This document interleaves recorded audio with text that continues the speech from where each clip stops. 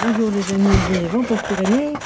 Nous sommes toujours à Montbrun-Bocage et je viens de rencontrer Estelle, que je trouve lumineuse, et ainsi que sa petite fille, je ne sais même pas quel âge elle a, ta petite, 4 ans et demi. 4 ans et demi, et tu es en train de m'expliquer comment tu l'as élevée et comment tu l'as nourrie. Si tu veux me dire un peu plus pour donner des idées aux parents qui ne savent pas comment faire pour que leurs enfants soient toujours en bonne santé. Moi, ce qui a sidéré son grand-père au départ, Ouais. c'est qu'elle prenait les choux, n'importe quel chou. Oui, elle adore tout ce qui est chou-fleur, tout ce qui est brocoli, elle le prend, elle mange comme une pomme. Oh. C'est et pour beaucoup de parents qui ont du mal à faire manger C'est ça, les choux. des légumes et tout ça à leurs enfants, déjà, il faut commencer dans le ventre. Ça a été démontré scientifiquement.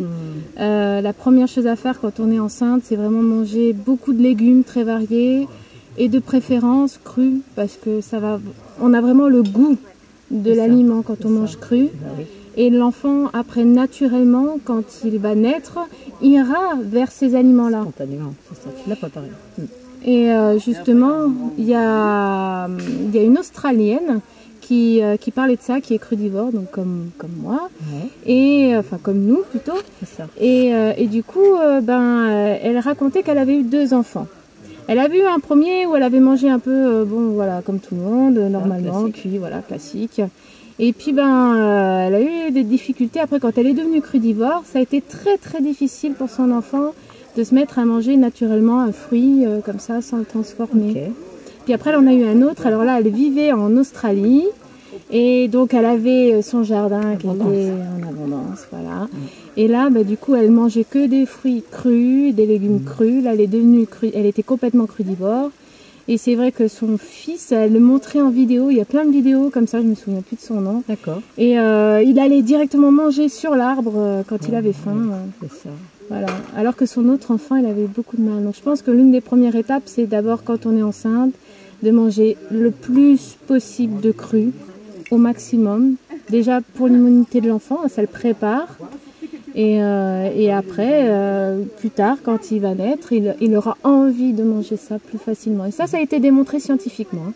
Donc, quand tu dis ça le prépare le système immunitaire, bien sûr. Donc, on parle bien du tube digestif, surtout de l'intestin, évidemment, là où tout se passe. Tout Le se premier passe, cerveau. Exactement. Mais Oui. un peu de parents savent, ça c'est fondamental. Et alors, du coup, elle a une énergie, elle a l'air d'être complètement. Wow. C'est non-stop, elle fait pas de sieste. J'ai arrêté les siestes à 2 ans parce que je ne pouvais plus.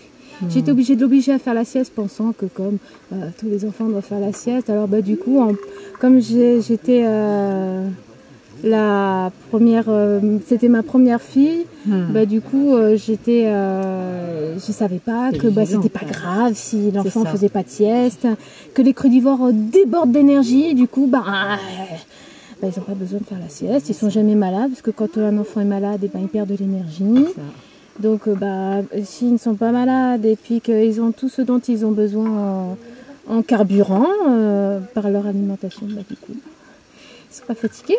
Et alors du coup, c'est du non-stop, du réveil jusqu'au soir. Elle peut même tenir des fois jusqu'à minuit si on est entre amis, des choses comme ça, elle n'est pas fatiguée. Il y a des parents qui vont t'envier en disant mais quand même c'est formidable, une enfant qui fait pas de soucis, qui ne travaille pas la nuit parce qu'elle n'est pas malade, mais quand même en même temps t'as pas de pause quoi. C'est ça, on est pas de tranquille, pause. n'est-ce pas ma chérie? T'as tout mangé, t'as bon appétit. Attends, viens, ils vont te prendre la Regarde vidéo. comme tu es jolie, je vais voir la caméra. Ouh, tu es tellement belle. Bon j'ai fini ta gamelle. Tu peux pas? Non. Tu feras coucou à la fin? Non. Elle a quel âge?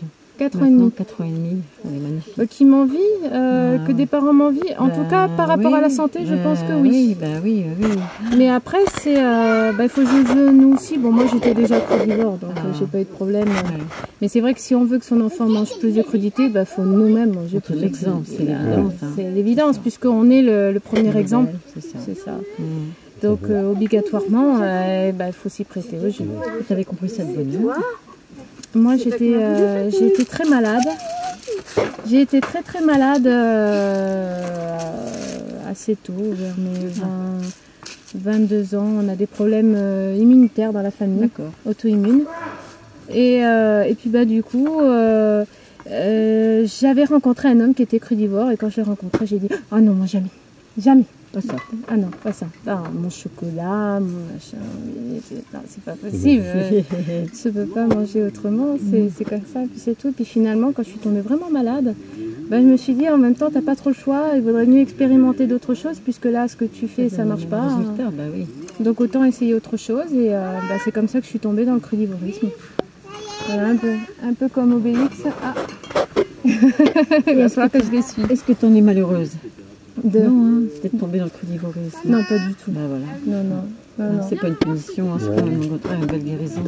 Voilà. Ouais. Ben, merci de ton témoignage, c'était important. Oui, ta maman va arriver. Moi, on a fini de raconter l'histoire de toi.